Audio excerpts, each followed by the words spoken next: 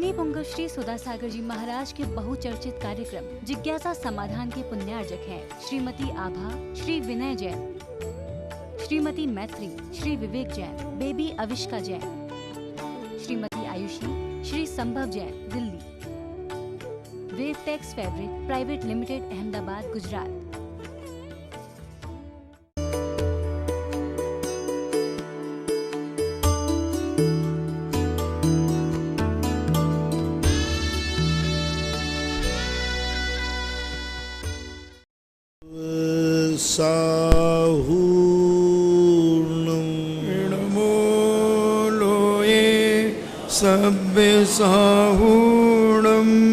पंच परमेष्टि भगवान की जय। आचार्य श्री गुरुवर कुंद कुंद महाराज की जय। आचार्य श्री गुरुवर विद्यासागर महाराज की जय। परम पूजनीय मुनि श्री सुधासागर जी महाराज की नमोस्तु। महाराज जी, प्रियंका जैन अजमेर से पूछती हैं, अष्टमी और चतुर्दशी को रिद्धि मंत्रों से भक्तांबर जी का पाठ करके भक्तांबर जी की आरती करने के बाद महाराज की आरती कर सकते हैं क्या? कोई बात नहीं, कर सकते। नीरज जैन उड़ीसा से पूछते हैं, महाराज जी नमोस्तु, मंदिर जी में सजावट के लिए जो हम कांच लगाते हैं उसमें प्रतिमा जी की छाया जो पड़ती है और हम लोग झाड़ू आदि लगाते हैं तो वो उस पर पैर पड़ता है, तो क्या वह कांच लगाना उचित है? कांच नहीं लगाना चाहिए। कांच के मंदिरों में ये टुकड़े टुकड़े वाले कांच लगाते हैं, ये ठीक नहीं है।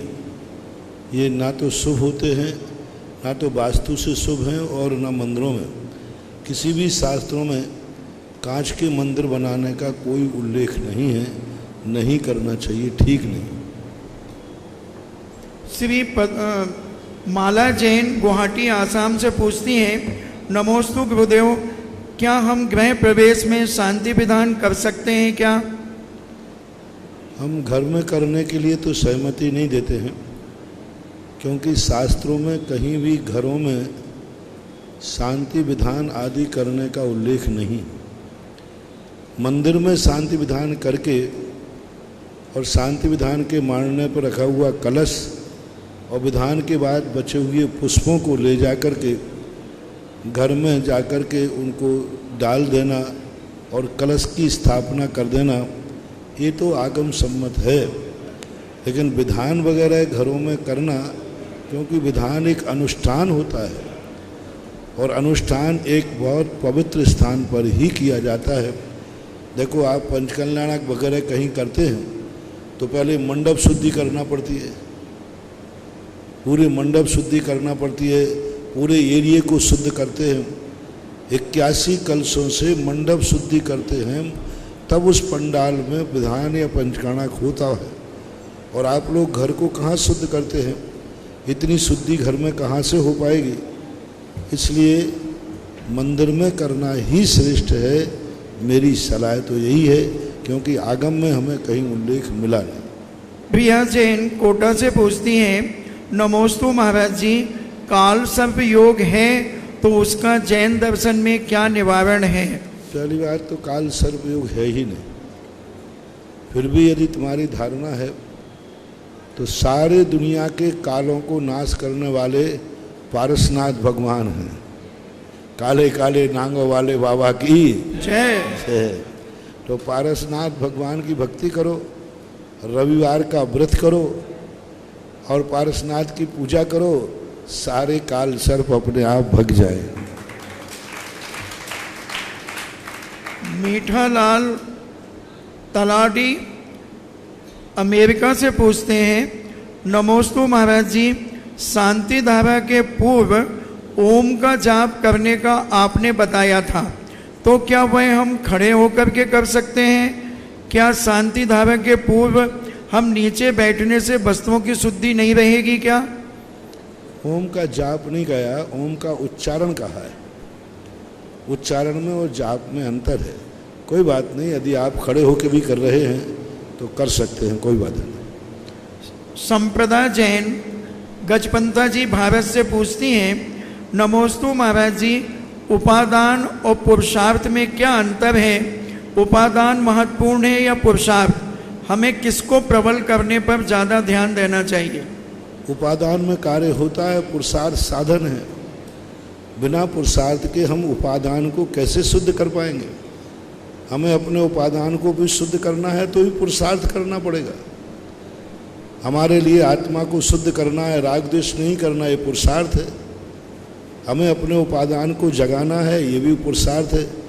पुरुषार्थ उपादान के लिए ही किया जाता है। उन्हीं का पुरुषार्थ सफल है जो उपादान के लिए करते हैं, और जो निमित्त के लिए करते हैं उनका पुरुषार्थ विफल जाता है। वे पुरुषार्थ के बाद अच्छे हासिल नहीं कर पाते। मैं बार बार कहता हूँ, कोई भी क्रिया करो, उस क्रिया में उपादान देखो और हर क्रिया में तुम्हें लाभ नज़र आएगा।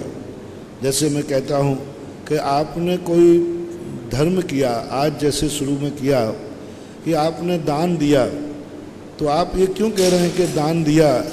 आप ये कहो ना कि हमने खेत में गेहूँ बोया। अब किसान खेत में गेहूँ बोता है तो ये उपादान के लिए पुरुषार्थ कर रहा है कि खेत के लिए पुरुषार्थ कर रहा है? उपादान के अपने लिए कर रहा है, खेत के लिए कोई पुरुषार्थ। खेत तो निमित्त है और किसान अपने लिए उपादान कर रहा है। अब गेहूं खेत में बो रहा है, दृष्टि उपादान की है। हल खेत में चला रहा है, उपादान में दृष्टि है। अब खेत में गेहूं डाल रहा है, हल चला रहा है, लेकिन दृष्टि में उपादान है कि ये फसल मुझे मिलेगी। तो धर्म की क्रियाओं में भी ऐसे ही करना चाहिए कि जो भी हम पूजा भगवान की कर रहे हैं, दान मंदिर में दे रहे हैं, दान स्कूल में दे रहे हैं, लेकिन इसका लाभ किसको मिलेगा? मेरे को मिलेगा। ऐसा परिणाम व्यक्ति के अंदर निरंतर बना रहना चाहिए। इसलिए निमित्त के लिए जब भी तुम पुरुषार्थ करोगे थक जाओगे, विश्राम करोगे, ऊब जाओगे, चिड़चिड़ापन आ जाएगा। आखिर मैं तुम्हारी कहाँ तक सेवा करूं? कोई की सेवा करने के लिए बच्चे बाप की सेवा करते करते उब जाते, महाराज जी मैं तो थक गया, कहाँ की सेवा करूं, अब तो पिताजी को कोई उठा ले हुए तो अच्छा है। ये भाव आ जाए, क्योंकि तुम पिताजी की सेवा कर रहे हो ना। बोलो, पिताजी की सेवा करने से थक गया और 20 साल तक माता पिता ने तुझे पालन किया, वे नहीं थके।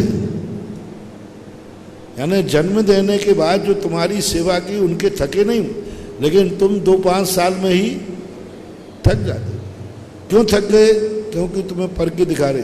अब वहाँ ये देखने में आ जाए कि मैं पिताजी की सेवा नहीं कर रहा हूँ, मैं वैयावृत्ति करके निरोग काया को वज्र सब नाराज संगन प्राप्त कर रहा हूँ। मैं माता पिता की सेवा नहीं कर रहा हूँ, मैं बुढ़ापे में अपनी सेवा की तैयारी कर रहा हूँ। क्योंकि जैसा हम पिता के साथ करेंगे, मेरा बेटा भी मेरे साथ भी वैसा ही करेगा। तो हर क्रिया में, हर पुरुषार्थ में उपादान दृष्टि रखना चाहिए, उपादान परिणाम आना चाहिए। उपादान परिणाम आएगा तो तुम्हारा पुरुषार्थ दिन दूना रात चौगुना बढ़ेगा। आप पुरुषार्थ करने में थकेंगे नहीं, थकने के बाद भी आप में उत्साह आएगा। जैसे हम सदा कहते हैं, एक मजदूर 4:45 बजे करनी रख देता है और उसी काम का ठेका दे दिया जाए तो 8 बजे तक करता है। अब ठेके में उपादान दृष्टि आ गई और मजदूरी में निमित्त दृष्टि थी। मैं 10 मिनट काम करूंगा तो मुझे क्या मिलना है? सेठ को मिलेगा। और ठेका लेने में क्या आ गया कि मैं जितना ज़्यादा काम करूंगा मुझे लाभ मिलेगा। बस ये उदाहरण ऐसा है कि बच्चे को भी समझ में आ जाए। हर क्रिया करते समय ठेकेदार के समान काम करो कि जितना हम मेहनत करेंगे, जितना हम दान देंगे, जितना हम पुरुषार्थ करेंगे, लाभ मुझे ही मिलने वाला है। ऐसा विद्या जैन महाराष्ट्र भारत से पूछती हैं, नमोस्तु महाराज जी, अंजन चोर को विद्या सिद्ध करने का प्रयास कर रहे थे। उन्हें सेठ जी मिले थे। महाराज जी, वे सेठ जी सम्यक दृष्टि थे तो वे विद्या सिद्ध क्यों कर रहे थे? सम्यक दृष्टि के विद्या साध्य करना क्या उचित है? सम्यक दृष्टि को विद्या सिद्ध करने की मनाही कहाँ है? कितने सम्यक दृष्टि जो हैं भरत चक्रवर्ती ने, रामचंद्र जी ने कितनी विद्याओं को सिद्ध किया। सारे विद्याधर मोक्षगामी जीव होते हैं, विद्याएं सिद्ध करते। पंचम गुण स्थान तक विद्याएं सिद्ध करने में कोई बाधा नहीं है, जहाँ तक परिग्रह है। तो चौथा गुण स्थान करने वाला विद्या सिद्ध करता है तो कोई उसमें दोष नहीं है, कोई गलती नहीं। मुनि महाराज नहीं कर सकते, महावृत्ति विद्या सिद्ध नहीं करेगा, गृहस्थ को करने में कोई बाधा नहीं है। शास्त्रों में सम्यक दृष्टियों के द्वारा विद्याओं को सिद्ध करने के बहुत सारे उदाहरण हैं। अतुल जैन आगरा से पूछते हैं, नमोस्तु महाराज श्री, हमारे कमला नगर में आगरा में 144 दिन का श्री भक्तांबर जी का दीप मालिका सहित विधान चल रहा है। अब कुछ लोग बोल रहे हैं कि इसमें बहुत हिंसा होती है। आज 27 जून को तीसरी बार पूरा होगा। हम ये जानना चाहते हैं कि जो दीप जलाते हैं उसमें क्या हिंसा का दोष लगता है? नहीं, कोई हिंसा का दोष नहीं लगता। उनसे कहो कि फिर मंदिर में लाइट भी मत जलाओ, कितनी हिंसा होती है। पंखा क्यों चला रहे हो, कूलर क्यों चलाते हो? फिर पंखा और कूलर, सबसे ज़्यादा हिंसा होती है पंखे में। संगी पंचेंद्री चिड़िया और कबूतर भी कट जाते हैं। मंदिरों से पहले पंखे निकालो। पंखा तो चलेगा, इसमें कोई हिंसा नहीं है क्योंकि हवा मिल रही ना। मंदिरों में लाइट निकाल दो, लाइट में कितने जीव मरते हैं, कितने जीव मरते हैं, और छिपकली आके खाती है। और जैसे ही तुम्हारे कार्यक्रम होते कूलर लगाते हो, कूलर में कितनी हिंसा होती है, बिना छना पानी। एक कूलर 24 घंटे में कितने लीटर कर लेता है? 10-20 लीटर हो जाता है। हाँ, तो एक पानी की बूंद में 36,450 जीव। तो एक कूलर यदि दिन भर चला तो कितने 30 जीवों की हिंसा हुई। ये कूलर बंद कराओ। स्वाध्याय करते समय लोग कहते हैं स्वाध्याय करते हैं, कूलर लगाते हैं, पंखे चलाते हैं, ये करते हैं, इन सब में हिंसा नहीं। दीप जलाने में कोई हिंसा नहीं होती। दीप जलाने में कोई जीव पड़ते छिपकली आके नहीं मारती। दीप में कोई पंखे के समान कबूतर कट के नहीं मरते। कोई हिंसा नहीं है। ऐसा एक भी आचार्य नहीं हुआ जिसने पूजा में दीप का प्रयोग नहीं किया हो। कुंद भगवान ने भक्तियां लिखी, उन्होंने दीप का प्रयोग किया।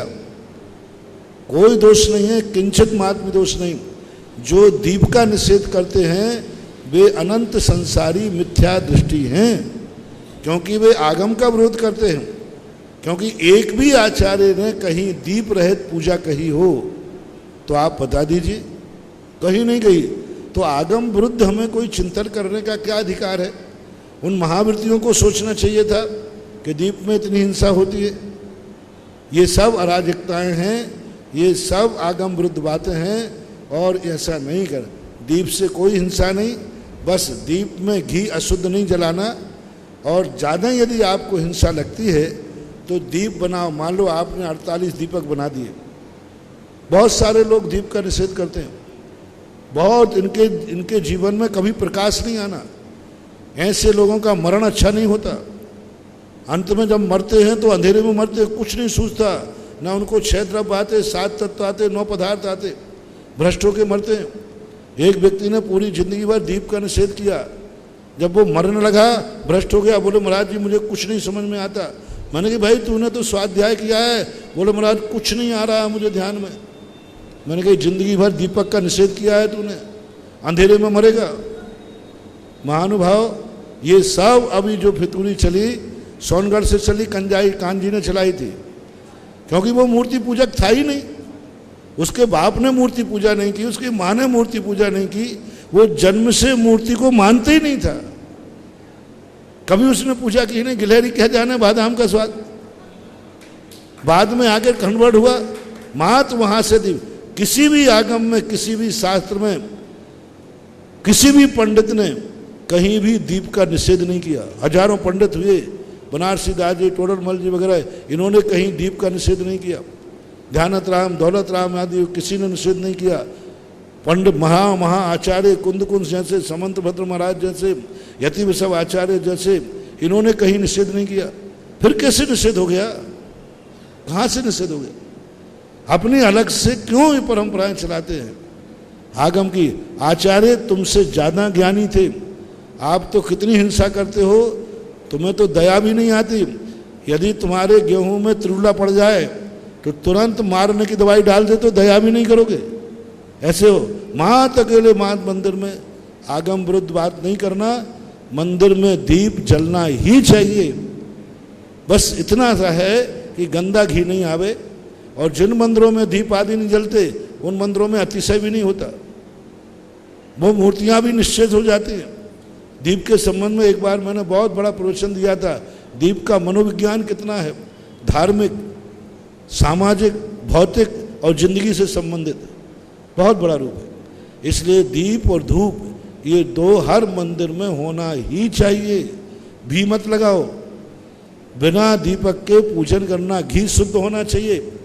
हाँ, यदि अशुद्ध घी है तो फिर बिना दीपक के पूजा करना श्रेष्ठ है, अशुद्ध घी से नहीं करना। और दूसरी बात, कई लोग घुमाने को मना करते हैं।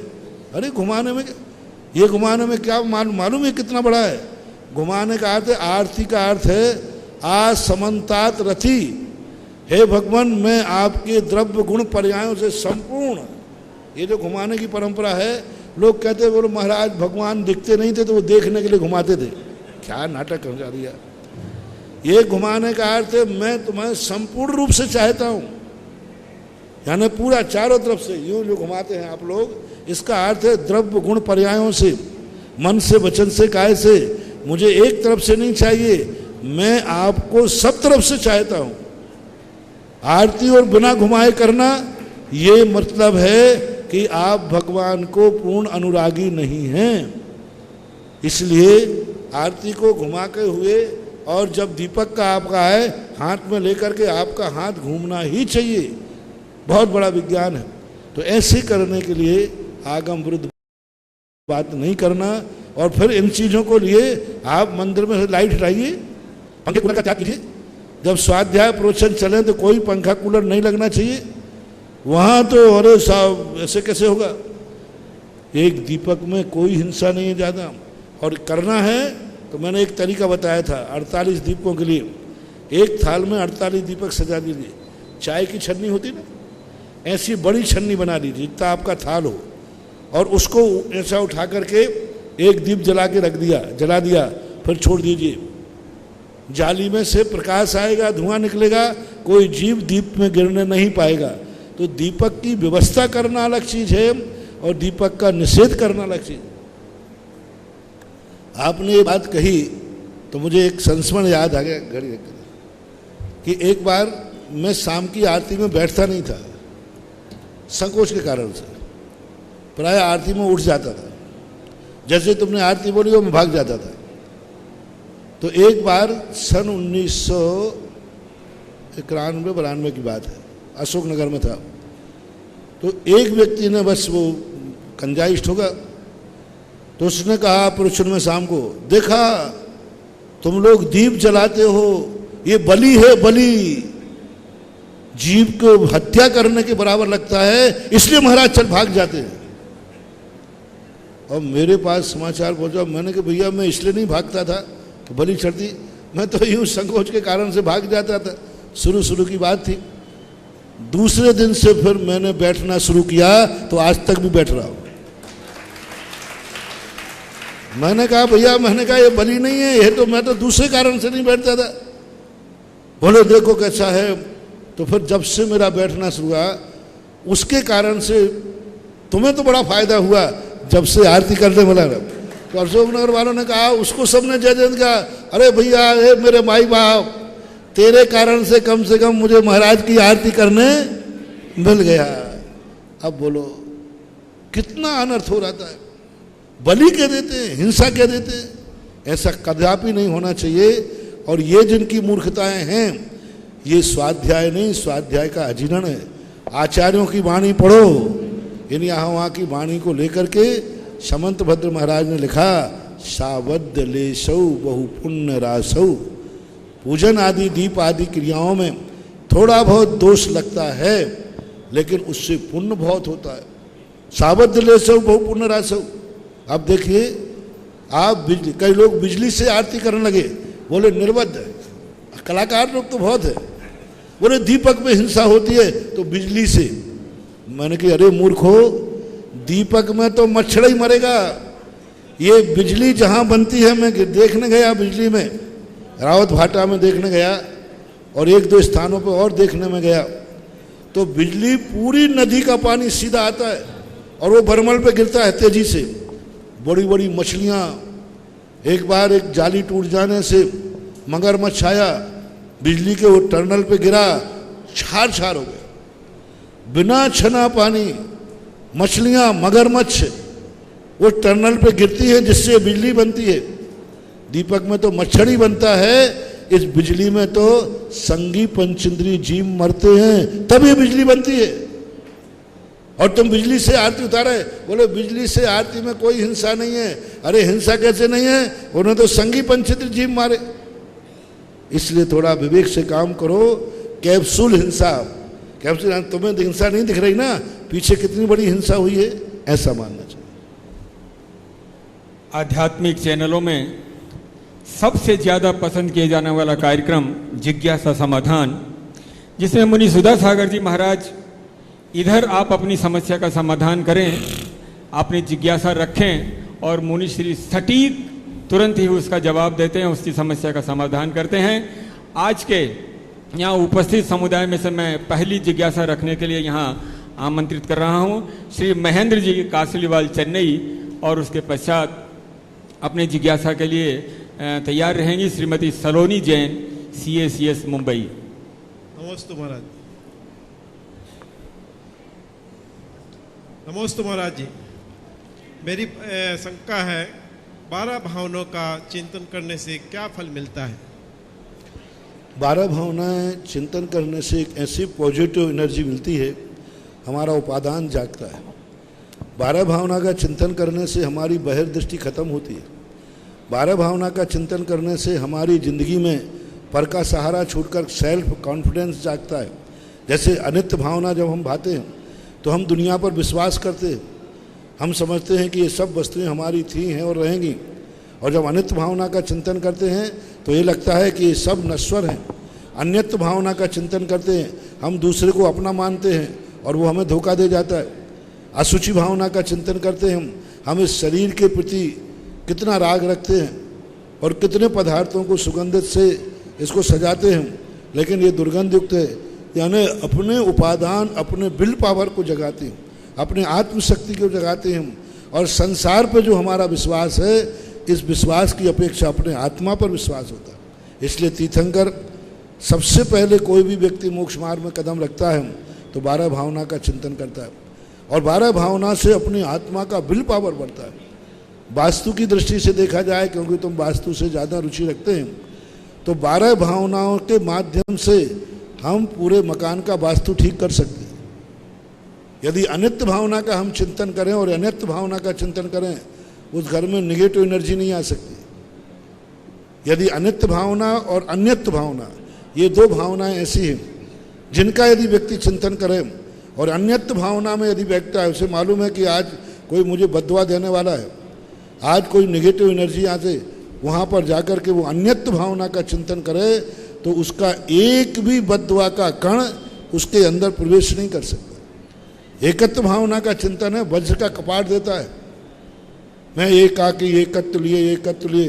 जब ऐसी परिणति आती है तो हमें विल पावर जाता रखता है, कोई मेरी दुनिया की ताकत, मैं किसी को नहीं रोकूंगा, सब आ जाओ मेरे सामने, मेरा कुछ भी नहीं बिगाड़ सकते। एकत्व भावना का चिंतन जब करता है, इसी प्रकार से और भी अन्य भावना है, लोक भावना, संसार भावनाएं।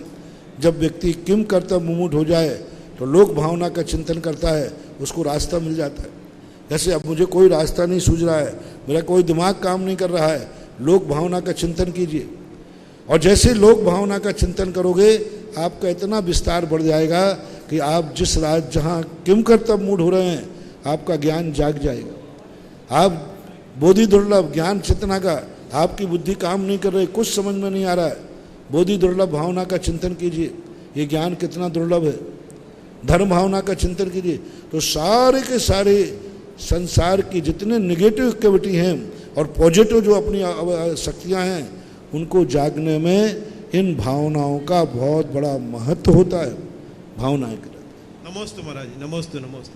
सुश्री सलोनी जैन और उसके पश्चात तैयार रहेंगे श्री गुण सागर जी जैन रेणवाल। नमोस्तु महाराज जी, नमोस्तु महाराज जी, नमोस्तु महाराज जी। मेरी जिज्ञासा यह है कि आज की युवा पीढ़ी जब तक तर्क से संतुष्ट नहीं हो जाती है वह किसी बात पे विश्वास नहीं करती है। मेरी जिज्ञासा यह है कि इन धार्मिक क्रियाओं को जैसे पूजा विधान, शांति धारा, ये सब आज की आधुनिक शिक्षा से इनका कोऑर्डिनेशन कैसे हो सकता है? दो प्रकार से है। एक व्यक्ति स्वयं समझ करके उसको स्वीकार कर लेता है, एक व्यक्ति को जब ठोकर लगती है तब स्वीकार करता है। आज का युग उस बालक के समान है कि जिस बालक को माँ ने कहा बेटा इस दीपक को मत छूना, बोले क्या होता है छूने में, हमें तो अच्छा लगा हम छुएंगे जा कर के, और जब वो छू करके उसको जल चटका लगता है तो फिर कहता हो तत्ता है नहीं छूना। तो आज का जो युग है, मैंने बहुत अच्छे पढ़े पढ़े लोगों को देखा, जब उनके अच्छे दिन चलते हैं, चारों तरफ से सुख के दिन चलते, मैं धर्म कर्म को कुछ नहीं मानता हूँ, मैं अभिषेक वगैरह को कुछ नहीं मानता हूँ, और जब उनके ऊपर संकट आता है और चारों तरफ से उनके रास्ते बंद हो जाते हैं, उस समय भगवान का अभिषेक तो छोड़ो, यदि गधे के भी पैर धोने को कहा जाए तो वे तैयार हो जाते हैं, क्योंकि अब वो विपत्ति में पड़ गए, गधे के पैर धो लेंगे। मैंने एक व्यक्ति को देखा, आपके राजस्थान का ये नाम नहीं बता रहा हूं, वो भगवान के गंदों तक भी विश्वास नहीं करते थे। वो कहते सब क्रियाएं बेकार है, कुछ भी नहीं किसी से, और मुनियों के प्रति भी उनकी श्रद्धा नहीं थी, भगवान के प्रति कोई श्रद्धा नहीं थी, मानते नहीं थे। एक बार उनके ऊपर ऐसा संकट आया, विपदा आई, वो एक ऐसे स्थान पर पाए गए, मैंने कि आप और वहां जो मंदिर ही नहीं जावे, जो भगवान को ही नहीं माने, और आप वहां गए। बोले महाराज क्या करता, मरता क्या नहीं करता। किसी ने कहा कि वहां चले जाओ। मैंने कि आपने सोचा नहीं वो कितना खोटा स्थान है, आपने सोचा नहीं कि वो कितना हिंसक है, आपने सोचा नहीं कि वहां बलि चढ़ती है, आपने सोचा नहीं कि वहां क्या करते, बलि चढ़ती थी, हिंसा साक्षात। वहां चला गया झाड़ा लगाने के लिए। मैंने क्या कर रहे आप, यहाँ मंदिर के लिए नहीं आ रहे थे आप। वो कहते मैं इन क्रिया कांडों पर विश्वास नहीं है। उनका एक ही जवाब था, क्या करता महाराज, मरता क्या नहीं करता। किसी ने कहा वहाँ झाड़ा लगा दो ठीक हो जाओगे, वो उस स्थान पर चला गया जहाँ बलि चढ़ती थी। अब बोलो उसको आस्तिक किसने बना दिया, विपदा ने। जहाँ कुछ होता ही नहीं, जहाँ कुछ है ही नहीं, वहाँ भी झुक गया। तो आज का युग विज्ञान भी झुकने लगा। आपने देखा डॉक्टर जब हथियार ढाल देता है पूरा, तो कहता भैया अब आप ऊपर वाले का भजन करो। डॉक्टर भी कहने लगे। ऐसा एक वैज्ञानिक बता दो जो किसी ना किसी धर्म को ना मानता हो। मैंने एक बहुत बड़ा सर्वे किया, बहुत अच्छा प्रश्न है कि इतना, मैंने कहा कि चलो वैज्ञानिक लोग हैं, ये धर्म नहीं मानते होंगे, एक भी वैज्ञानिक को मैंने नहीं देखा जो किसी ना किसी धर्म को नहीं मानते। जितने आइंस्टाइन वगैरह जितने वैज्ञानिक हुए सब किसी ना किसी धर्म को मानते थे, और अंत में वो आस्था पर विश्वास करते थे। मौत जब आती है तो किसी को अदृश्य शक्ति का ज्ञान होता है, और इसका सबसे बड़ा प्रमाण देता हूँ। आप कोई व्यक्ति को देखना जो कभी धर्म नहीं मानता हो, वो एक दिन किसी जंगल में सूखे कुएं में पड़ा हुआ है, और उससे मालूम है यहाँ कोई भी बचाने वाला, उसके अंदर से आवाज आएगी, यदि कोई अदृश्य शक्ति है तो मुझे बचाओ। अब वो अदृश्य शक्ति थी नहीं तेरे पास तो दुनिया में, कब याद आ गई उसको, संकट। तो दो प्रकार के लोग होते हैं, एक ठोकर खाने के बाद धर्म को मानते हैं, और एक धर्म को जान करके धर्म को मान लेते हैं। आज के लोग भी मानते हैं। आपने देखा विदेशों में कितना धर्म फैल रहा है। जो विदेशों में धर्म नाम की चीज नहीं थी, बहुत धर्मात्मा बन रहे हैं। आधुनिक लोग भी धर्म की तरफ लौट रहे हैं। पढ़े लिखे लोग आज आते हैं कि महाराज मुझे कोई जाप बताओ, मुझे कोई भक्तांबर बताओ, तो हो रहा है ऐसा। महाराज जी, आइंस्टीन जैसे वैज्ञानिक ने कहा है कि यदि मेरा जन्म हो तो जैन धर्म में हो। हाँ, ऐसा कहा, ऐसा सुनते उनकी बायोग्राफी में लिखा है ना, धर्म को स्वीकार किया है। और सबसे बड़ा प्रमाण ये है कि विश्व में ऐसा कौन सा देश है जहां कोई धर्म नहीं हो। जहां सबसे ज्यादा वैज्ञानिक मानते आप अमेरिका में, अमेरिका में कोई धर्म है कि नहीं? बिल्कुल है, क्रिश्चियन धर्म। रूस में धर्म है कि नहीं? यानी इसी से सिद्ध होता है यदि ये धर्म आदि सारी क्रियाएं परोक्ष की व्यर्थ हैं, कल्पनाएं हैं, तो इतना बड़ा समुदाय, यानी विश्व का एक देश नहीं है जो किसी ना किसी धर्म को, आस्था को ना मानता हो। कोई एक नाम बताओ जहां पर ना हो, कुछ ना कुछ है। अमेरिका जैसा इतना बड़ा धर्म, वहां देखो क्रिश्चियन लोग धर्म को मानते हैं, मोमबत्तियां जलाते हैं, उनका तरीका कुछ भी हो सकता है, तरीका बदल सकता है, लेकिन अदृश्य शक्ति को उन्होंने स्वीकार तो कर लिया। मैं तो सोचता हूं यदि भारत में ही धर्म होता तो बात अलग है। विश्व का कोई भी देश नहीं है जो किसी ना किसी आस्था से न जुड़ा हो। श्री गुणसागर जी जैन रेणवाल और उसके पश्चात अपनी जिज्ञासा प्रस्तुत करेंगी श्रीमती प्रतिभा गंगवाल। हे गुरुवर, नमोस्तु नमोस्तु नमोस्तु। हे गुरुवर, आचार्य श्री के संघ का चतुर्मास का सबको पता नहीं लगता है, और सभी साधुओं का पता लग जाता है कि चतुर्मास यहाँ है। ऐसा क्यों? और आपके चतुर्मास का सट्टा चालू हो गया, तो ये आपके चतुर्मास का सट्टा क्यों लगता है? हमारे चतुर्मास का सट्टा चालू हो गया शेखावटी में। सट्टा सट्टा सट्टा बाजार में, शर्तें, सट्टा बाजार, सट्टा बाजार। जी जी। शेखावाटी में तो सट्टा बाजार हमेशा से चलता रहा। हम जब सीकर चतुर्मास में गए तो आहार के समय काफ़ी लोग अजैन लोग आ जाते थे, तो मैं बड़ा खुश था शुरू में कि शायद हमारी दिगंबर चर्या से अजैन लोग प्रभावित हैं। और जब हम चलते थे तो खूब लोग चलते थे पीछे।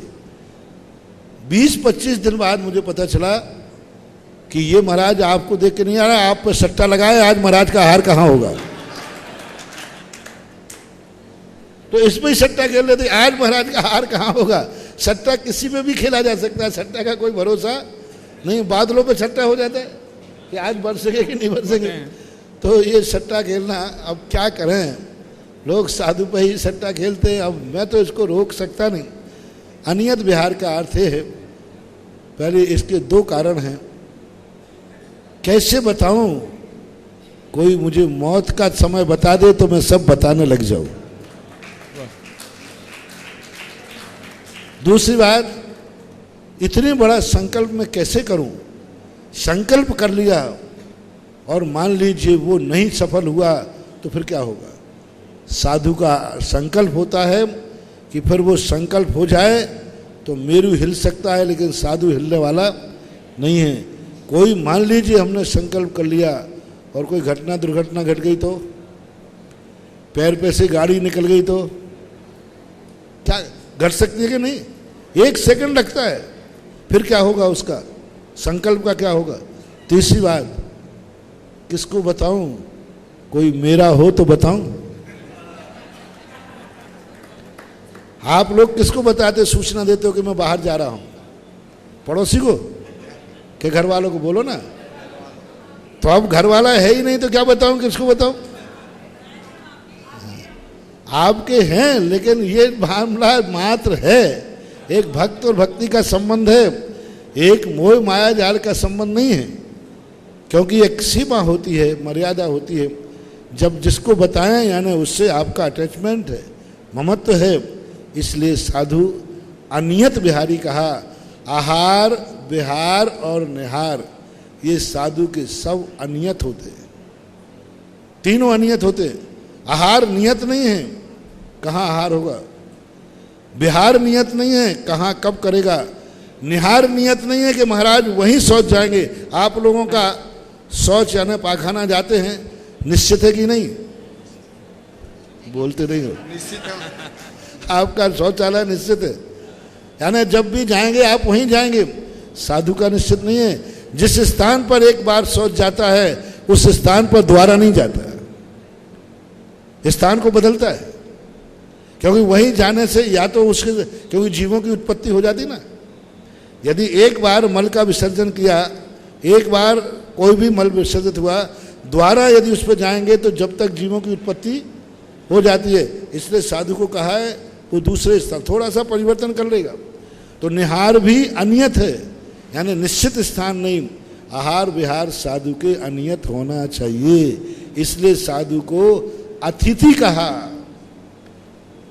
जिसकी कोई तिथि नहीं है उसका नाम है अतिथि। ऐसा लेकिन महाराज जी और आचार्य तो सब एक एक वर्ष पहले बता देते वह चतुर्मास। मैं किसी के संबंध में नहीं बोल सकता, क्योंकि दूसरे की रेखा की अपेक्षा अपनी रेखा की बात क्या फायदा है। श्रीमती प्रतिभा गंगवाल और उसके पश्चात तैयार रहेंगे अपनी जिज्ञासा के लिए श्रीमान नीतू भाई जैन, सूरत। पूज्य गुरुदेव के चरणों में मन वच काय से बारंबार नमोस्तु गुरुवर, नमोस्तु गुरुवर। गुरुदेव, गुण स्थान की अपेक्षा 11वें गुण स्थान से जब जीव गिरता है तो वो या तो 10वें गुण स्थान में आता है, या मरण की अपेक्षा 4थे गुण स्थान में आना, इसका क्या तात्पर्य है?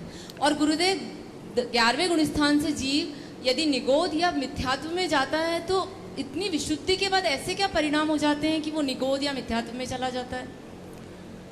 तीनों प्रश्नों का है कि जब व्यक्ति 11वें गुण स्थान में जाता है और 11वें गुण स्थान का जब काल पूरा कर लेता है, पूरा काल होने के बाद वह नियम से 10वें गुण स्थान में भी क्रम से आता है, 10वां, 9वां, 8वां।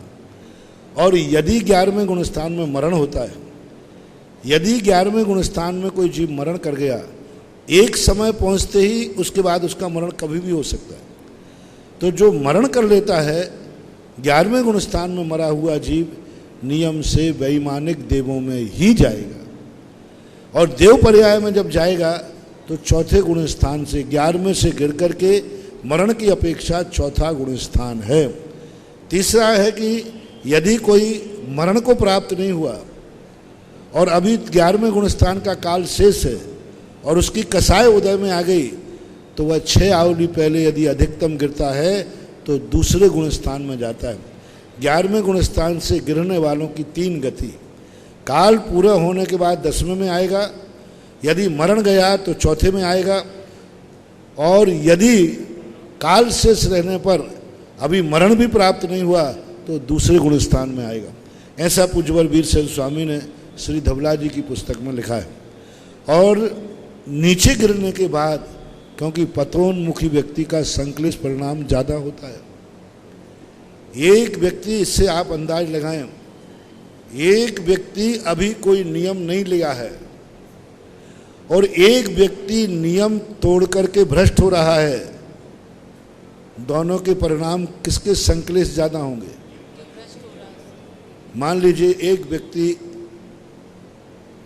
10 नंबर पे खड़ा है और दूसरा 100 नंबर से गिर करके 10 नंबर पे आ रहा है भ्रष्ट पर, तो संक्लेश परिणाम किसके ज़्यादा हैं?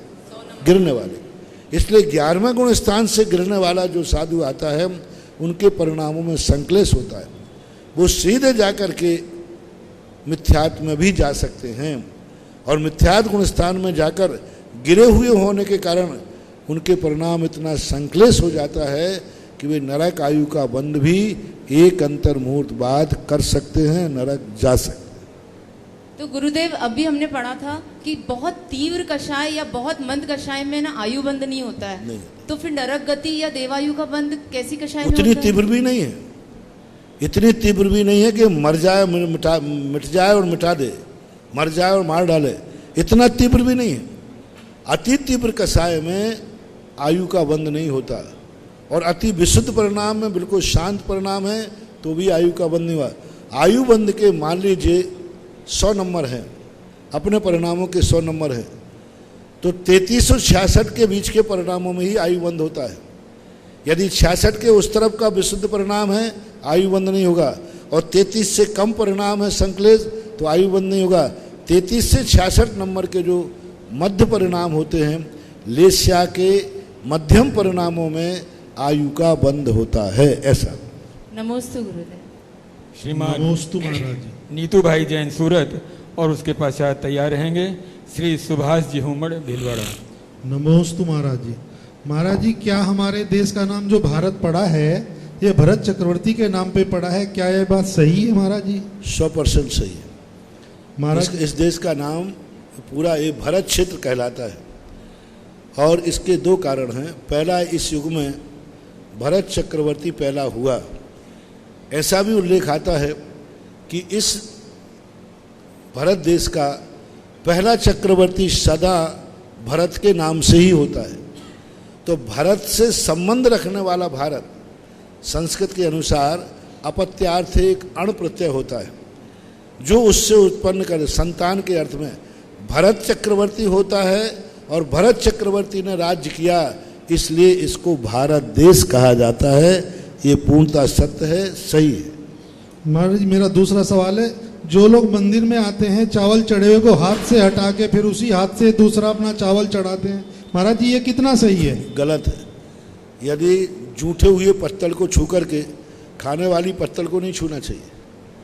चढ़े हुए द्रव्य से यदि हाथ लग गया है तो आपको हाथ धो करके ही फिर द्रव्य को चढ़ाने वाला, क्योंकि चढ़ाने वाली थाली पूज्य है और जिसमें चढ़ चुका है वो थाली अपूज्य है, वो निर्माल है, अछूत है, ऐसा माना। श्री सुभाष जी हुमड़ और उसके बाद तैयार रहेंगे अनुराग कुमार जैन सागर। नमस्ते गुरुदेव।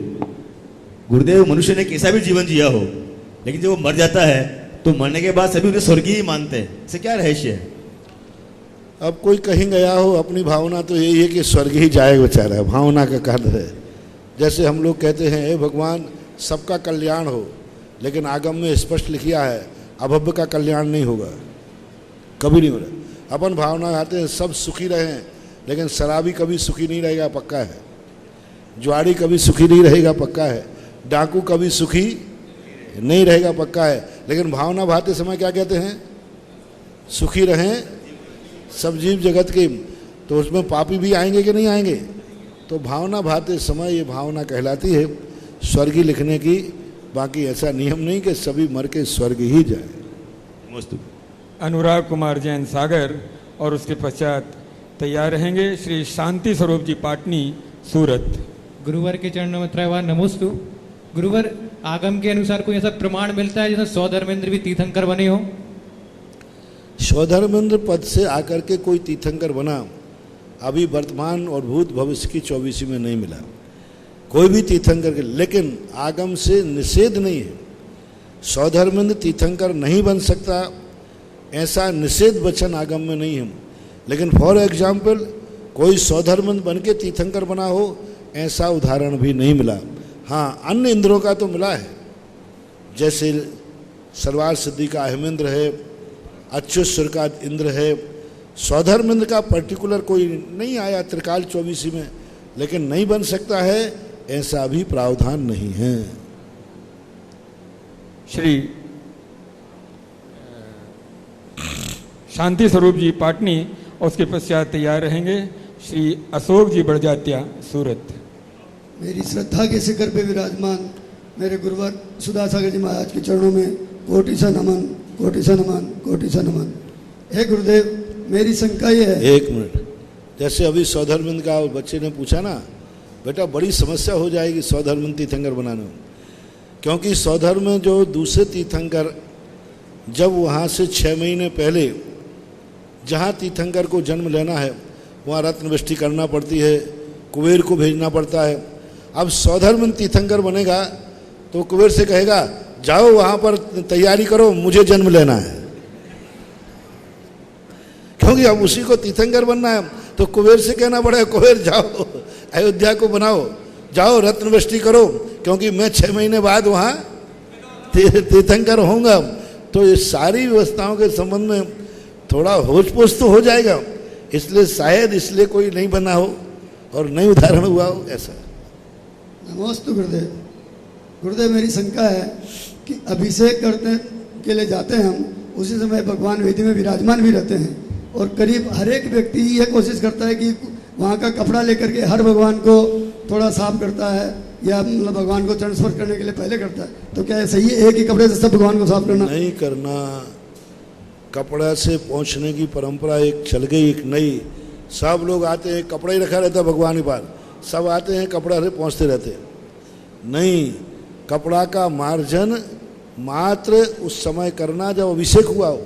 कई लोगों की आदत ही होती है बस करते रहना, और ऐसी आदत कई बार मेरे साथ हो जाती है। जो आया मेरी पीठ को जम के रगड़ता है,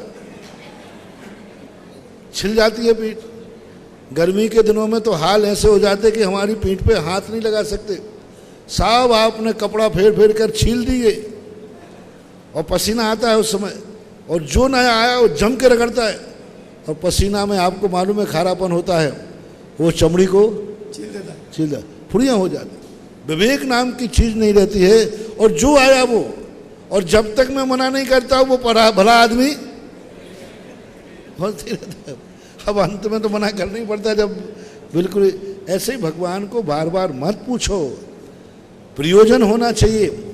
सफाई करना है, पानी है तब पहुंचना चाहिए, कोई धर्म मान के नहीं पहुंचना चाहिए कि हमें तो पहुंचना है बस। कई लोग तो यूं ही कर दे, अरे भाई इससे क्या हुआ, नहीं करना चाहिए, गलत है। महाराज एक दूसरी जिज्ञासा है कि सभी लोग जैसे कायस्वर्ग में एक बार 9 बार नमोकार मंत्र पढ़ते हैं, पर इसका एक्चुअल आज तक मुझे भी नहीं पता है कि इसमें भावना क्या होती है हमारी, या हमारी क्या भावना होनी चाहिए। कायोत्सर्ग उसको कहने लगे। वस्तुतः कायस का अर्थ होता है उतनी देर के लिए समस्त ममत्व भाव छोड़ करके अपनी आत्मा में स्थिर होना। मुझवर वसुनंदी महाराज ने फिर इसको कहा कि यदि तुम आत्मा में 27 श्वासोच्छ्वास स्थिर न हो पाओ तो अपने मन को पंच परमेष्टि में लगाओ 9 बार। तो 9 बार नमोकार मंत्र हम इसलिए पढ़ते हैं कि हमारा समस्त भावनाओं से छूट करके हमारा उपयोग पंच परमेष्टि में लग जाए, इसलिए 9 बार नमोकार मंत्र पढ़ा जाता है। नमोस्तु महाराज। अशोक जी बढ़जात्या पश्चात तैयार रहेंगे श्रीमती मीनू पाटनी। गुरुदेव के चरणों में अशोक जैन मूछ वाले का नमोस्तु नमोस्तु नमोस्तु। महाराज जी सुबह जब अभिषेक होता है उस समय जब प्रतिमा जी को टेबल के ऊपर विराजमान किया जाता है, वहाँ अभिषेक होता है, उसी टेबल पर जब अभिषेक चालू रहता है तभी दीपक द्रव्य श्रीफल लोग चढ़ाते हैं, क्या ये उचित है? टेबल बड़ी है तो चढ़ा देवे, लेकिन जब भगवान का अभिषेक हो रहा है तो अशुद्ध वस्त्र वाले नहीं चढ़ाए उस टेबल पे। अशुद्ध वस्त्र वाले चढ़ाते हैं? नहीं, गलत है। अशुद्ध वस्त्र वालों को उस टेबल के ऊपर नहीं चढ़ाना चाहिए, क्योंकि धुली हुई द्रव रखी है, भगवान जी विराजमान हैं, तो ये अच्छा नहीं, उचित नहीं। और केसर और चंदन में उत्तम क्या है महाराज जी? केसर मात्र पुष्पों को रंगने के लिए उपयोग किया है। पूज्यवर जयसेन स्वामी ने श्री प्रतिष्ठा पाठ के अंदर उल्लेख किया कि जब चावलों का पुष्प बनाना पड़ता है तब उन्होंने केसर शब्द का प्रयोग किया कि केसर से रंगे हुए चावल पुष्प संज्ञा को प्राप्त होते हैं, तो मात उसके लिए। लेकिन जब आप जन्म संसार ताप विनाशनाय चंदनम निरुपामति कहते हैं तब केसर नहीं चढ़ाना चाहिए, चंदन ही चढ़ाना चाहिए, क्योंकि वहाँ संसार ताप मनाने के लिए चढ़ना है।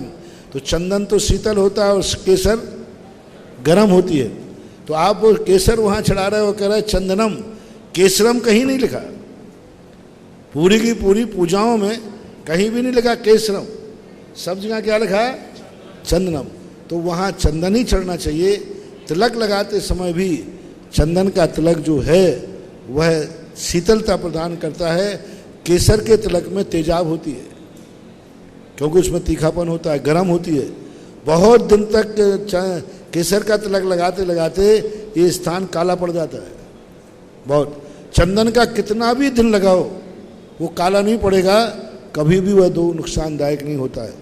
इसलिए धार्मिक दृष्टि से चंदन श्रेष्ठ है, लेकिन पुष्प रंगने के लिए केसर का उल्लेख जरूर आया है। नमस्ते। श्रीमती मीनू पाटनी अपनी जिज्ञासा रखें और उसके बाद श्री सुशील जी शाह अपनी जिज्ञासा के लिए तैयार रहें। गुरुवर के चरणों में मेरा बार बार नमोस्तु नमोस्तु नमोस्तु। गुरुदेव, सत्ता, सेहत और संबंध ये तीनों इंसान के लिए बहुत ज़रूरी है, लेकिन इंसान सत्ता को पाने के चक्कर में सेहत के साथ साथ संबंध को भी दाव में लगा देता है। तो इस मूर्खता से कैसे बचा जाए, कृपया मार्गदर्शन। सेहत सेहत सेहत अपनी सेहत में स्वास्थ्य। सत्ता को पाने के लिए अब सत्ता की हुकूमत ही ऐसी है कि सत्ता पाने के लिए व्यक्ति मर जाता है, मार डालते हैं। हमेशा से ये युगों युगों से चलता आया। राजा महाराजा भी सत्ता के लिए, भरत ने बाहुबली पर चक्र चला दिया, सत्ता के लिए तो था। राज्य तो कोई ना कोई करेगा। तो सत्ता, जब जिस सत्ता की तुम चर्चा कर रहे हो, वो सत्ता एक मान कसाई की पुष्टि करती है, अहंकार की पुष्टि करती है। दो प्रकार के, एक व्यक्ति को योग्यता होने पर दुनिया उसको सत्ता पर बैठालती है, और एक व्यक्ति एन केन प्रकार से सत्ता को हासिल करता है जो सेहत और संबंध को बिगाड़ लेता है। ऐसे सत्ता पर बैठने वाले की नियम से दुर्गति होती है। ऐसों के लिए कहा गया तपेश्वरी से राजेश्वरी और राजेश्वरी से नरकेश्वरी। जो सेहत और संबंध बिगाड़ता है सत्ता के लिए, नियम से वो अहंकारी है और उसकी दुर्गति निश्चित है, ऐसा मानते। नमस्ते गुरुदेव। श्री सुशील जी शाह, और उसके बाद अपनी जिज्ञासा के लिए रखेंगे तैयार, वो रहेंगे श्री राजकुमार जी बज, चित्तौड़गढ़। मेरे जगत कल्याणकारी गुरुवर के चरणों में नमोस्तु नमोस्तु नमोस्तु। गुरुदेव, माता पिता और गुरु हमारे को 100 बार आशीर्वाद देते हैं, वो याद नहीं रहता, और एक बार डांटते हैं तो वो जिंदगी भर याद रहता है। और ऐसा आपके साथ भी कभी संस्मरण में आता है क्या कि आचार्य श्री ने कभी आपको और आपके भी ऐसे डांट पड़ी और आपको भी याद हो कि हाँ मेरे को? मुझे तो कभी डांटा है मुझे तो पता नहीं है, क्योंकि मैं उनकी डांट को डांट मानते ही नहीं है। मैं तो उपदेश मानता हूं। तो कैसे कहते, सोच बदलना है और कुछ नहीं बदलना है। पिता के थप्पड़ को थप्पड़ ने मार करके ये मानो ना कि इन्होंने हमें कुछ उपदेश दिया है सीखने के लिए। जब बड़े लोग कोई डांटते हैं उनको उपदेश मानना चाहिए। आदेश शत्रुवत, एक व्याकरण में सूत्र आता है, आदेश शत्रुवत होता है, गुरु शत्रुवत होता है। क्योंकि गुरु जो आदेश देगा वह देखने में लगेगा शत्रु के समान है, लेकिन जब उसका फल मिलेगा तो ऐसे लगेगा कि जैसे बहुत बड़ी शक्ति दे दी। तो उस महसूस तो जब हो जब उस डांट को डांट माना जाए। यदि उस डांट को उपदेश मान लिया जाए तो फिर महसूस है। मैं सदा उपदेश मानता हूँ, इसलिए मैं नहीं कह सकता हूँ कि कोई डांट मुझे, आचार्य जी के उपदेश जरूर मुझे याद हैं, डांट तो मुझे याद है ही नहीं। ऐसा उपदेश महाराज जी? उपदेश तो उपदेश ही है। मैं आज बैठा हूँ उन्हीं की बदौलत। आज जो कुछ भी उपदेश दिए जो भी होते हैं सब उन्हीं की बदौलत, क्योंकि उन्होंने ही संस्कार दिए, उन्होंने ही मार्ग बताया। कई बार ऐसे कठिन आदेश भी मिल जाते हैं जिनको पालन करने में बहुत परेशानी होती है, लेकिन जब पालन कर लेते हैं तो विल पावर बढ़ जाता है, बहुत विल पावर बढ़ता है। शुरू में जब साधना बताते हैं साधु, ऐसी स्थिति बताते हैं। अब शुरू में जब हम लोग की दीक्षा हुई, नीचे फर्श नहीं होते थे ऐसे चिकने, सैंड स्टोन होता था। सैंड स्टोन कैसा होता? पट्टियों वाला। एक चटाई मिली थी, कोई घास फांस कुछ नहीं मिला था। अब एक चटाई वही बिछाना है, वही ओढ़ना है। इधर लेटो तो ये दर्द कर रहा है, इधर लेटो इधर, रात भर करवट ही बदलते रहो। अंत में ये रहता था कि सोने की अपेक्षा बैठना ही ठीक है। अब पहले ही फर्शी हुई हूँ, एक चटाई वही बिछाओ और वही ओढ़ना है, दूसरी नहीं मिलेगी, कुछ भी नहीं। अब और कड़ाके की ठंड। अब उस समय आचार्य श्री से हम लोग इनडायरेक्ट बोलते थे, महाराज यहाँ के पत्थर बहुत उबड़ खाबड़ है। तो हम लोग ये सोचते थे कि शायद घास की अनुमति मिल जाएगी, लेकिन आचार्य तो कलाकार होते हैं बहुत आगे। ये चटाई एक कैसे बिछाऊं, कैसे ओढ़ूं? तो आचार्य कहते ऐसे बिछाओ, ऐसे ओढ़ो। अंत में मैंने सोचा यहाँ से कोई छूट रहने वाली नहीं है, पर हम लोगों ने कहा अपन पूरी रात बैठ के ही निकाले, न रहेगा बाँस न बजेगी। तो 1-2 महीने हम लोग लेटे ही नहीं, इसलिए कि वो चुभेगा, ठंड लगेगी। तो आचार्य जी को पता चल गया कि ये लोग बैठ के रात डाल दे। बोले नहीं, बैठ के रात नहीं डालना, लेटना है। अरे मैंने कहा इसमें कौन सी आफत हो रही है? बैठना नहीं है, लेटना है, इतने घंटे लेटना ही है। अब ये उन्होंने इसलिए आया कि नहीं तो फिर परिचय सहन कैसे करोगे? बहुत सारे प्रसंग हैं ऐसे। नमस्ते महाराज। श्री राजकुमार जी बज, चित्तौड़गढ़, और पश्चात अपनी समस्या, अपनी जिज्ञासा रखेंगे श्रीमती पिंकी शाह।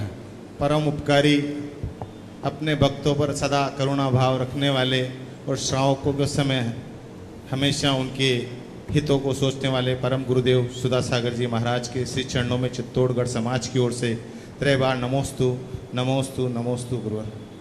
मेरी शंका यह है गुरुदेव कि अपने पूर्वजों या अपने द्वारा किसी वस्तु का दान देने पर उनके पुत्र या उनके द्वारा अधिकार जताया जाना कहाँ तक उचित है, और दान राशि बोलने के बाद न देना कहाँ तक उचित है महाराज जी, इस बारे में संपूर्ण समाज को आप समझ। समाज के द्वारा दी हुई वस्तुओं पर अधिकार जो जताते हैं वो गलत है, क्योंकि जो हमारे पूर्वज दे गए वो दे गए, हमें उस पर कोई अधिकार नहीं हो, चाहे मंदिर हो, चाहे वेदी हो, चाहे कोई भी हो।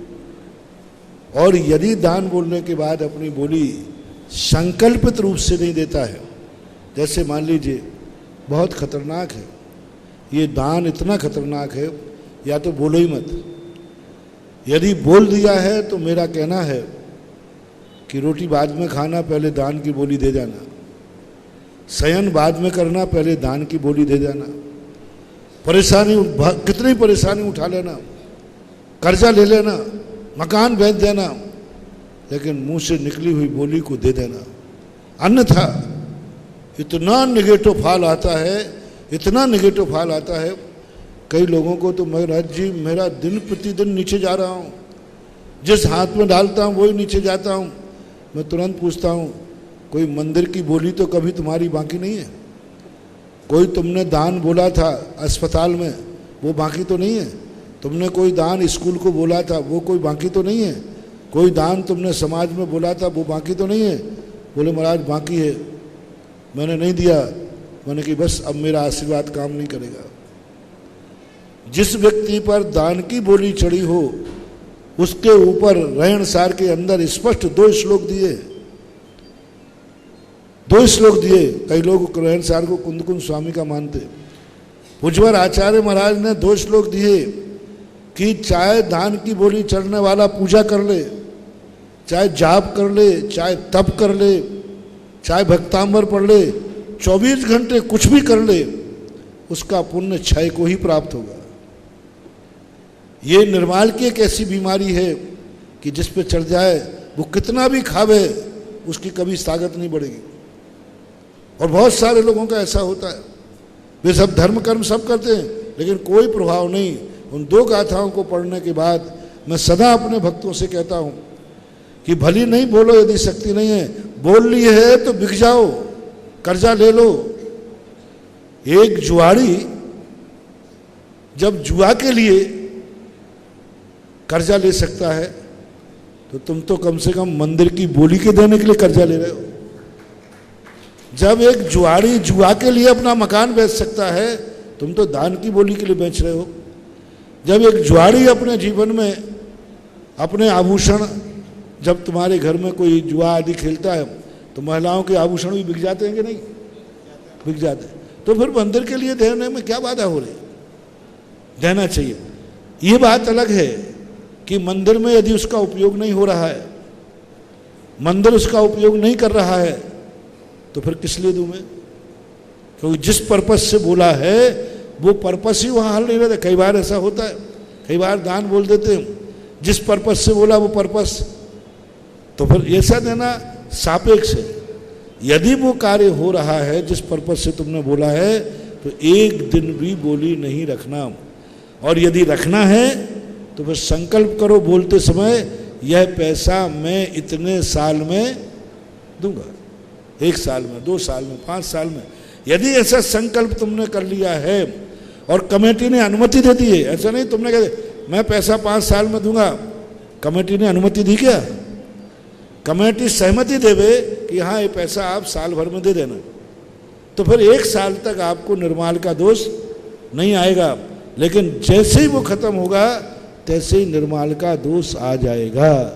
इसलिए ऐसी गलतियों को बहुत सावधानी से करना चाहिए। दान बोल दिया है दो, नहीं तो पता नहीं लाख रुपया देना है तुम्हें, पता नहीं कितने लाखों से डाउनफॉल कर देगा। तुम व्यापार में सफल ही नहीं होगे, हर कार्य में हाथ डालोगे, जमीन जायदाद लोगे, उसके दाम ग्राउंड गिर जाएंगे, लाख रुपए से करोड़ों का नुकसान कर लोगे। इसलिए दान को बहुत सावधानी पूर्वक ही क्रिया करना। श्रीमती पिंकी शाह और उसके बाद अपनी जिज्ञासा के लिए तैयार रहेंगे श्री पदम जी काला। मेरे गुरुवर के चरणों में मेरा सत नमन, सत वंदन। गुरुवर, भक्त और शिष्य में क्या फर्क है? भक्त और शिष्य में, भक्त और शिष्य में बहुत अंतर है। भक्त में जरूरी नहीं कि गुरु उसको पहचाने, शिष्य में वह है कि गुरु शिष्य की योग्यता। भक्त एक तरफी हो सकता है, लेकिन शिष्य और गुरु दोनों तरफ का होगा। गुरु जब मान लेते हैं कि ये मेरे शिष्य बनने के योग्य है, तो वे उस शिष्य को स्वीकार करते हैं। भक्ति में कोई जरूरी नहीं, भक्ति तो डाकू भी कर सकता है, भक्ति तो पापी भी कर सकता है। भगवान उसे स्वीकार करें या नहीं करें, भक्त उसकी भक्ति कर सकता है। कोई किसी को मालूम नहीं है, भगवान की योग्यता भी नहीं, लेकिन कितने पापी लोग भगवान की भक्ति करते हैं, पाप के लिए करते हैं, कोई बाधा नहीं।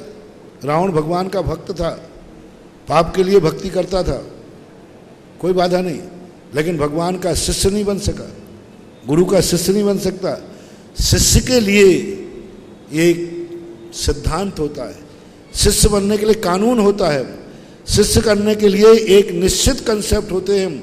इन दायरों के अनुसार अपनी जिंदगी चलाओगे तो शिष्य कहलाओगे, अन्यथा स्वतंत्र रूप से भक्त के लिए कोई बाधा नहीं। हम कुछ नहीं कर सकते।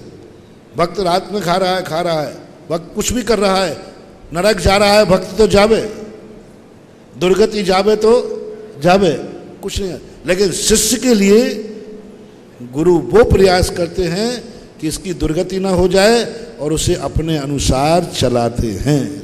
नमस्ते गुरु। कुछ प्रश्न और हैं और 15 मिनट प्रसारण का समय अभी है, महाराज चलो लास्ट करें। नहीं, 7:15 तक है। नहीं, उन्होंने कहा 15 मिनट का समय और है। श्री पदम जी काला और उसके बाद तैयार रहेंगी श्रीमती सुनीता गंगवाल। गुरु कृपा नगरी भीलवाड़ा के कोहिनूर अध्यात्म सरोवर के राजंस चलते फिरते तीर्थंकर को कोटि कोटि नमन, वंदन, अभिनंदन। दुनिया बड़ी जालिम है गुरुवर, दुनिया बड़ी जालिम है। रिश्ते सोच समझ के बनाए जाते हैं। लोग सीने के लगा के सीना ही निकाल लिया करते हैं। लोग खैरियत भी उनसे पूछते हैं जो पहले से ही खुश हैं। जो वास्तव में तकलीफ है उनके तो मोबाइल नंबर भी गुम हो जाते हैं। इतनी स्वार्थी दुनिया क्यों हमारा से?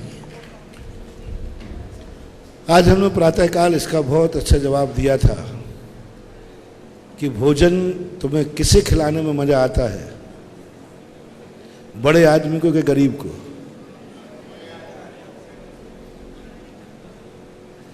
वो गरीब कह रहा है कि साहब मुझे बड़े आदमी को, क्योंकि व्यक्ति जब आगे बढ़ना चाहता है तो वो आगे वाले को देखता है, पीछे वाले को नहीं, क्योंकि उसको आगे बढ़ना है। आगे बढ़ने वाला यदि पीछे वाले को देखेगा, भूखे व्यक्ति को देखेगा, तो वो भी भूखा रहना पड़ेगा। और बड़े आदमी को देखेगा, बड़े आदमी की तरफ देगा, तो ना स्वयं भूखा होगा और ना वो बड़ा आदमी भूखा होगा। इसलिए विकासवाद का सिद्धांत ये है कि सुखी की तरफ जाओ। जो हम सुख चाहते हैं, तो कल भी मैंने प्रवचन में कहा था, मेरे से अधिक सुखी कौन है, उसकी आराधना करो, उसकी सेवा करो, तो हम उस बराबर सुखी बन जाएंगे। अब जो दूसरा पॉइंट चल रहा था, प्रवचन का समय हो गया था, संभवतः कल ध्यान में आएगा तो बताऊंगा। हम जहाँ स्टेबल है, जहाँ रहना चाहते हैं, तो हमें रहने के लिए पीछे वाले का ध्यान देना पड़ेगा, क्योंकि जो दुखी है उसकी तरफ देखने में हमारा सुख जाता है, और जो सुखी है उसकी संगति करने में हमारा सुख बढ़ता है। बस इतना ही अंतर है। बड़े आदमी की संगति में हमें बड़े बनने की उम्मीद दिखती है, और छोटे आदमी के संगत में हमारा खुद जो है वो भी जाता हुआ देखता है। यदि रोने वाले के पास जाएंगे, हम हंस रहे थे, बहुत अच्छा उदाहरण ध्यान आ गया। यदि हम हंस रहे थे अभी और रोने वाले के पास जाएंगे, तो क्या वहां हंस सकेंगे? और हम हंस रहे थे और हंसने के वाले के पास जाएंगे तो हंस सकेंगे।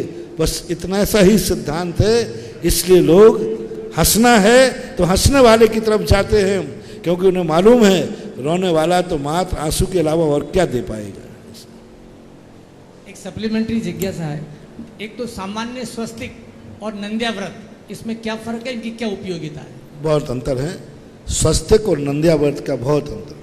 स्वस्तिक एक अष्टमंगल द्रव्यों में आता है, जो अष्टमंगल द्रव्य होते हैं, लेकिन नंद्या व्रत एक विशेष प्रकार का आकार है, वास्तु से इसका बहुत बड़ा महत्व है। उसकी आकृति, वास्तु में आकृति का बहुत बड़ा फर्क पड़ता है। ये आगम है महाराज? हाँ, नंद्या व्रत के संबंध में मिलता है। त्रिलोय परिणति के अंदर पूज्यवर यति वृषभ महाराज ने सम्मेद शिखर और अयोध्या के अंदर जब प्रलय पड़ेगा, यहाँ 49 दिन तक कुवृष्टियाँ होंगी, 7 दिन की 7 सतया 49, आकाश आग बरसेगी, कीचड़ बरसेगा, जहर बरसेगा। उस समय ये सारे पहाड़ जलकर भस्म हो जाएंगे। उस समय ये पृथ्वी पानी में 1000 योजन नीचे चली जाएगी, मेरू की जड़ निकलने लग जाएगी। और उस समय अयोध्या और सम्मेद शिखर के यहाँ एक कमल के ऊपर नंद्यावर्त चमकता हुआ दिखेगा। तो आकाश से देवता लोग देखेंगे कि चारों तरफ प्रलय पड़ा है, ये बीच में क्या चमक रहा है। तब वो अवधियान लगा के देखेंगे, अरे ये तो सम्मेद शिखर और अयोध्या का स्थान है और ये नंद्यावर्त है। फिर देवता और विद्याधर लोग उस नंद्यावर्त की पूजा करेंगे, आराधना करेंगे, नमस्कार करेंगे, और जैसे ही नंद्यावर्त की पूजा होगी तैसे ही प्रलय शांत होकर के 49 दिन तक सुवृष्टि होगी। इसलिए नंद्यावर्त एक वो अमोघ शस्त्र है जो प्रलय भी उसे नहीं मिटा सकता। इसलिए जब मैं कोई नया तीर्थ बनाता हूँ वहाँ नंद्यावर्त की स्थापना करता हूँ। नमोस्तु गुरुदेव, नमोस्तु। मुनि पुंगव श्री सुधा सागर जी महाराज के बहुचर्चित कार्यक्रम जिज्ञासा समाधान के पुण्यार्जक थे श्रीमती आभा, श्री विनय Jain, Shrimati Maitri, Shri Vivek Jain, baby Avishka Jain, Shrimati Ayushi, Shri Sambhav Jain, Delhi. Wave tex fabric private limited, Ahmedabad, Gujarat.